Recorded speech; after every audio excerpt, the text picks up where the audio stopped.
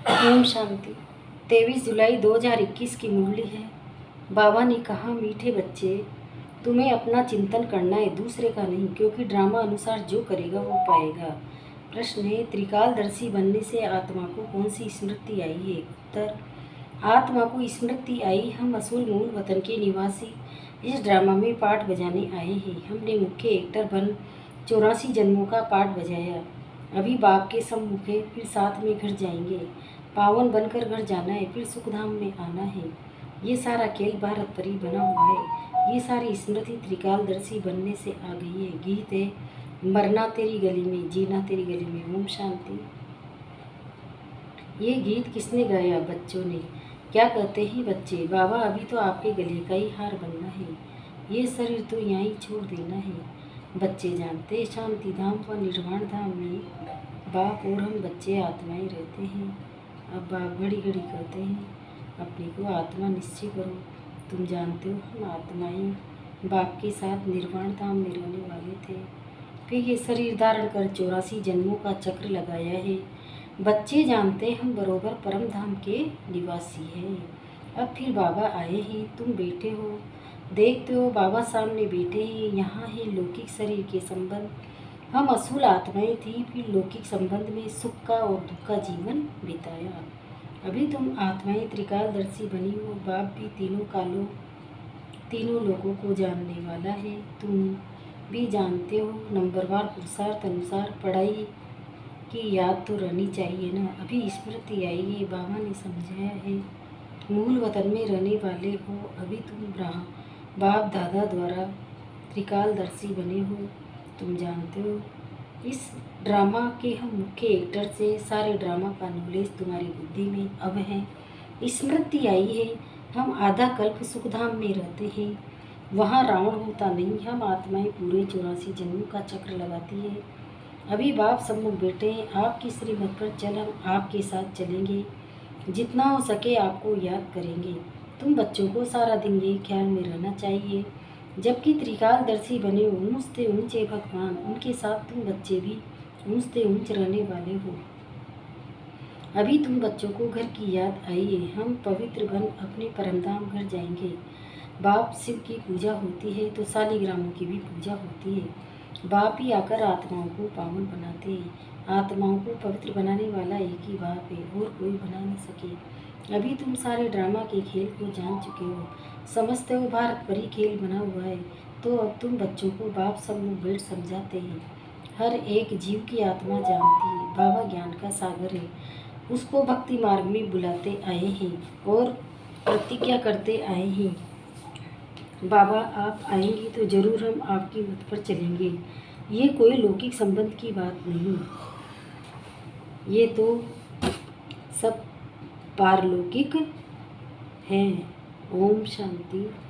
मैं शांत स्वरूप आत्मा हूँ, शांति के सागर की छत्र छाया में हूँ। शांति के सागर से शांति की किरणें मुझ में समा रही है, मुझसे निकल निकल पूरे विश्व में फैल रही है। हम पवित्र बन अपने परमधाम घर जाएंगे। बाप शिव की पूजा होती है तो शालिग्रामों की भी पूजा होती है। बाप ही आकर आत्माओं को पावन बनाते हैं। आत्माओं को पवित्र बनाने वाला एक ही बाप है, और कोई बना न सके। अभी तुम सारे ड्रामा के खेल को जान चुके हो, समझते हो भारत पर ही खेल बना हुआ है। तो अब तुम बच्चों को बाप सम्मुख बैठ समझाते हैं। हर एक जीव की आत्मा जानती है, बाबा ज्ञान का सागर है। उसको भक्ति मार्ग में बुलाते आए हैं और प्रतिज्ञा करते आए हैं, बाबा आप आएंगे तो जरूर हम आपकी मत पर चलेंगे। ये कोई लौकिक संबंध की बात नहीं, तुमको देही अभिमानी का ख्याल रहना है। हमको एक बेहद बाप की श्रीमत पर चलना है, उनका ही मानना है। वो तो बहुत सहज समझाते हैं। तुम्हारा अब तीसरा नेत्र ज्ञान का खुल गया है। ये ज्ञान तुमको यहाँ है। मूल वतन में बाप और बच्चे रहते हैं, वहाँ ये किसी को पता नहीं रहता है। अभी तुम बच्चों को बाप अपना अंत देते हैं, वही ज्ञान का सागर है। और कोई सत्संगों में ऐसे नहीं कहेंगे कि बाबा हम आत्माओं को पढ़ाते हैं। ये तुम जानते हो, घड़ी घड़ी तुमको करना पड़ता है, देह अभिमानी बनो। आत्मा इस ड्रामा में एक्टर से पाठ बजाती है। हम आत्मा ने चोला लिया है, वो एक्टर्स कपड़े बदलते हैं। तुम आत्माई निराकारी शरीर से यहाँ आकर ये शरीर रूपी चोला लेती हो। वह सिर्फ अपने कपड़े बदलते हैं। हम आत्माओं को बाबा फिर से आकर राजयोग सिखला रहे हैं। अब तुम बच्चे समझते हो बाबा आया हुआ है तो ज़रूर हम बाबा के मददगार बनेंगे, पवित्र बन और सारे भारत को पवित्र बनाएंगे। हमको श्रीमत पर ही चलना है। श्रीमत कहती है बाप को याद करना है, जो करेंगे वो पाएंगे। सब तो नहीं आकर पुरुषार्थ करेंगे, जिन्होंने कल पहले पुरुषार्थ किया है वही करेंगे। अभी वापस जाना है, इसलिए पुरुषार्थ कर पवित्र जरूर बनना है। हम ऊपर मूल वतन में रहने वाले हैं। पहले पहले हम स्वर्ग में आए थे, फिर सीढ़ी नीचे उतरते आए। अब बाप समझाते भी हैं भारतवासियों को हैं, भारत में ही आते हैं, याद भी भारत में ही करते हैं कि आकर हमें पावन बनाओ, शरीर धारण कर हमको श्रेष्ठ कर्म सिखलाओ। शरीर का नाम भी गाया हुआ है, ये भाग्यशाली रहते। बाप भी कहते हैं मैं साधारण तन में प्रवेश करता हूँ। आगे भी कहा था तुम बच्चों को स्मृति आई, बरोबर 5000 वर्ष पहले भी बाबा ने यही कहा था और कोई भी ये बात बता नहीं सकते। बाप ही कहते हैं 5000 वर्ष पहले भी मैंने इस शरीर में आकर तुमको समझाया था। अब फिर तुम बच्चों को कहता हूँ आत्म अभिमानी बनो। जैसे नाटक वालों को मालूम रहता है ना हम कौन सा वस्त्र पहनकर क्या क्या पाठ बजाते हैं, परंतु वह तो है देह अभिमानी। यह है बेहद की बात, देह अभिमानी बनना है। हम असूल आत्मा ही हैं। अभी हमारा पाठ पूरा होता है। बाप समूह वेद सब कुछ तुमको समझाते, ये मूल भूल नहीं जाना है। माया कितने विघ्न डालती है, बाप समझाते हैं बच्चे तुमको कोई भी विकर्म नहीं करना है। मनसा तूफान बल बहुत आएंगे, अपनी परीक्षा लेनी है। हमारी कर्म इंद्रियाँ चलायमान तो नहीं होती है, हम काम को जीत सकते हैं। तुम्हारे लिए तो बहुत सहज है। हम आत्माएं एक बाप के बच्चे हैं, बाप से ही योग लगाना है। कर्म इंद्रियों में चलायमानी होना ये भी देह अभिमान हुआ ना। तुमको कोई से भी डरना नहीं है, निर्भय बनना है। कभी भी कहाँ जाओ तो साक्षी वो देखना है। हम तो आत्माएं, इस खेल को तुम पूरा जान गए हो। ऊँच थे ऊँच बाप ये बुद्धि में आया, उनको बिंदी कहा जाता है। निराकारी दुनिया में आत्माओं का झाड़ है, बीज से झाड़ निकलता है, फिर नंबरवार पत्ते आते हैं। ये भी ऐसे हैं, ऊपर से नंबरवार आत्माएं आती है। आत्मा प्रवेश कैसे करती है, निकलती कैसे, ये कोई देख न सके। अब बाप समझाते हैं तुम्हारी आत्मा पतित हो गई है, उनको पावन बनाओ। इन द्वारा बाप भेद समझाते हैं। बाप तो कर्मेंद्रियों से करते हैं ना, आत्मा बिंदी इसमें नहीं होती तो कर्मेंद्रियाँ कुछ कर नहीं सकती।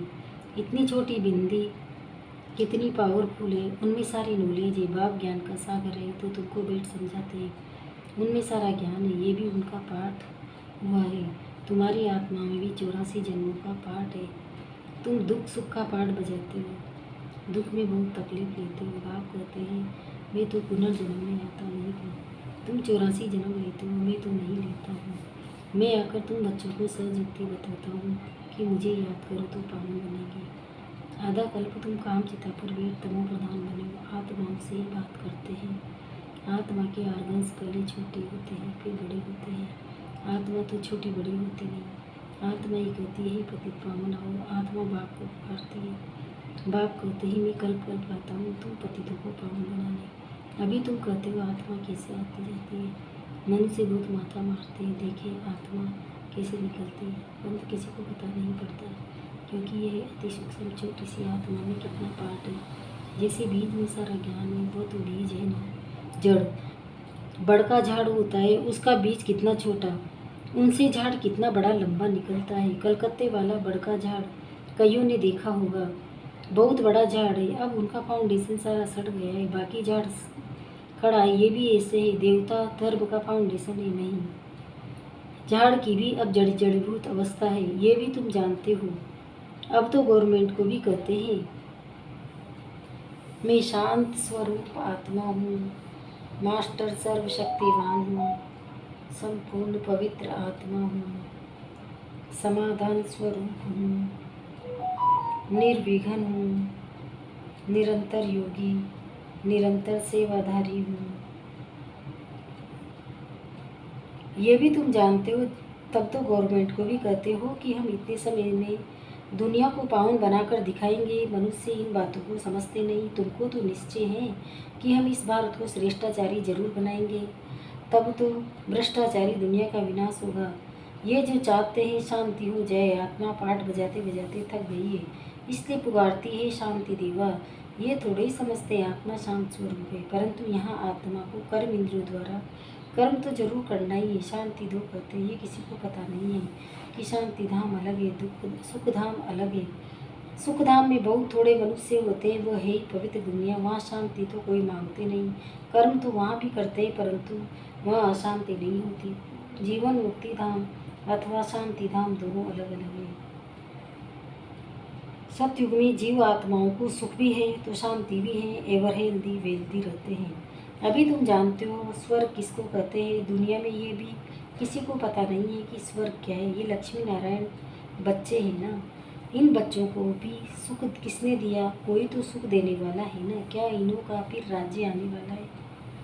जरूर स्वर्ग फिर रिपीट होगा। स्वर्ग में जब होंगे तो वहाँ ऐसे नहीं कहेंगे कि नर्क से फिर रिपीट करेंगे।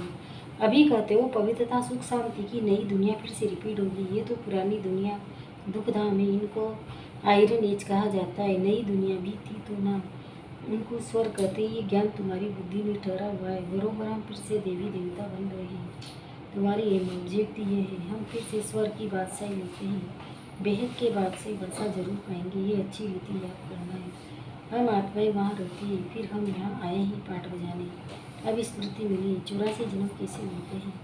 बात समझाते भी तुम ब्रह्मा मुख वंशावली ब्राह्मण को है। ब्राह्मण बनने बिगड़ प्रजापिता ब्रह्मा का बच्चा बनने बिगड़ शिव बाबा से वर्षा कैसे लेंगे। प्रजापिता ब्रह्मा तो मशहूर है ना। ब्रह्मा द्वारा नई दुनिया की स्थापना करते हैं तो नई दुनिया का राज्य भी जरूर उनको मिला होगा। 5000 वर्ष पहले भी ब्रह्मा द्वारा विष्णुपुर की स्थापना की थी। अब फिर रिपीट होगा, उसके लिए तुम तैयारी कर रहे हो। कई बच्चे पूछते हैं ड्रामा को बड़ा माने व पुरुषार्थ को बड़ा माने। समझाया जाता है पुरुषार्थ तो जरूर करना ही है। पुरुषार्थ बिगड़ प्रारब्ध कैसे मिलेगी। पूरा पुरुषार्थ करना है। कोई अच्छी रीति पुरुषार्थ करते हैं तो समझाया जाता है ड्रामा अनुसार इनका पुरुषार्थ अच्छा चलता है, पद भी अच्छा पाएंगे। उनका पुरुषार्थ बहुत तीव्र चलता है, फिर चलते चलते कोई का कम भी पद भी कम हो जाता है। ब्राह्मणियाँ जानती है, ब्राह्मणी के पास आने वाले भी जानते हैं फलाना बहुत अच्छा चलता था, आजकल आते नहीं। कहते हैं हमारी बुद्धि में पता नहीं क्यों नहीं बैठता। बाबा को हम याद ही नहीं कर सकते, हम नहीं चल सकेंगे। बड़ी मंजिल ऐसे ऐसे लिख देते हैं। मूल बात है निर्विकारी बनना। विकारों को छोड़ना बड़ा मुश्किल है। तुम जानते हो ड्रामा अनुसार कल पहले मिसल इनकी ऐसी अवस्था चली आ रही है। अच्छा मीठे मीठे शिकिल दे बच्चों प्रति माता पिता बाप दादा का याद प्यार और गुड मॉर्निंग। रूहानी बाप की रूहानी बच्चों को नमस्ते। हम रूहानी बच्चों की भी रूहानी माता पिता बाप दादा को याद प्यार गुड मॉर्निंग नमस्ते नमस्ते नमस्ते। शुक्रिया बाबा शुक्रिया, आपका पदमा पदम शुक्रिया। धारणा के लिए मुख्य सारे पहला है इस बेहद के खेल को साक्षी व देखना है। कोई से भी डरना नहीं है। निर्भय बनने के लिए मैं आत्मा हूँ, ये पाठ पक्का करना है। दूसरा अपनी जांच करके स्वयं की परीक्षा लेनी है कि कोई भी कर्मेंद्रिय चलायमान तो नहीं होती है। काम विकार पर विजय पाइए। देह अभिमानी कहाँ तक बने हैं। वरदान कंबाइंड स्वरूप की स्मृति और पोजीशन के नशे द्वारा कल्प कल्प के अधिकारी भव। मैं और मेरा बाबा इस स्मृति में कंबाइंड रहूं तथा ये श्रेष्ठ पोजीशन सदा स्मृति में रहे कि हम आज ब्राह्मण हैं, कल देवता बनेंगे। हम सो हम का मंत्र सदा याद रहे तो इस नशे और खुशी में पुरानी दुनिया सहज भूल जाएगी। सदा यही कुमारी रहेगी कि हम ही कल्प कल्प की अधिकारी आत्मा हैं। हम ही थे, हम ही हैं और हम ही कल्प कल्प होंगे। स्लोगन स्वयं का स्वयं ही टीचर बनो तो सर्व कमजोरियाँ स्वतः समाप्त हो जाएगी।